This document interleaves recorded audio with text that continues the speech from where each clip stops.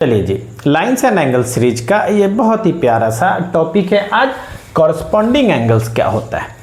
अगर if a transversal intersects two parallel lines, दो parallel lines को जब कोई ट्रांसवर्सल इंटरसेक्ट करता है तो इस तरह से कॉरस्पॉन्डिंग एंगल का जोड़ा बराबर होता है, ठीक है।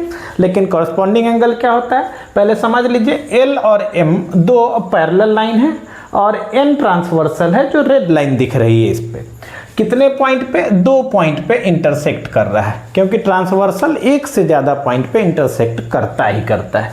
हमको सिर्फ तीन बातें याद रखना है, कॉरस्पॉन्डिंग एंगल समझ में आ जाएगा।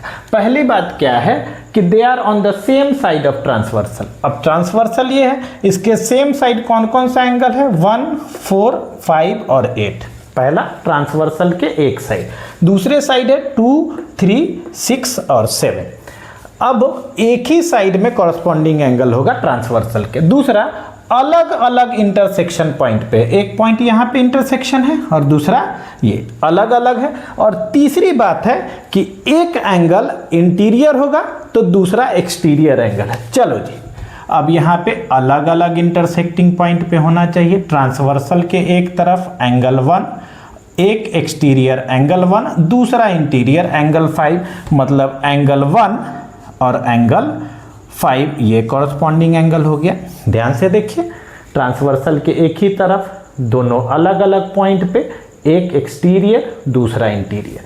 चलो जी, यहाँ देखो एंगल 4 और एंगल 8 ये भी ट्रांसवर्सल के एक साइड है ना। एक इंटीरियर, 4 इंटीरियर और 8 एक्सटीरियर एंगल।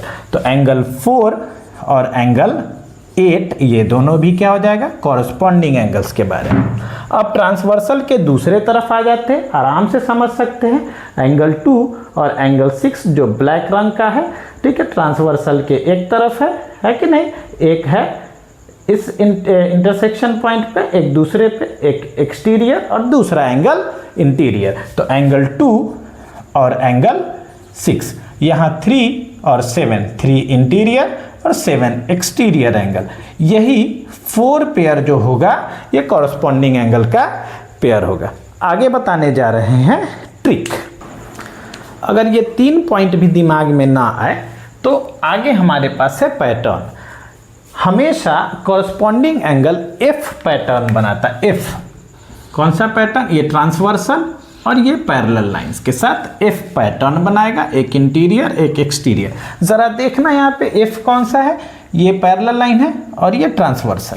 4 और 5 एंगल, ठीक है, 4 और 5 एफ बना लिया। अब हमारे पास 3 और 7 को भी देखो कैसे बन रहा है, उल्टा एफ बन रहा है। ये दोनों पैरेलल लाइन है, वही ट्रांसवर्सल है। ये 3 हो गया और ये 7 और 3 एफ बना लिया।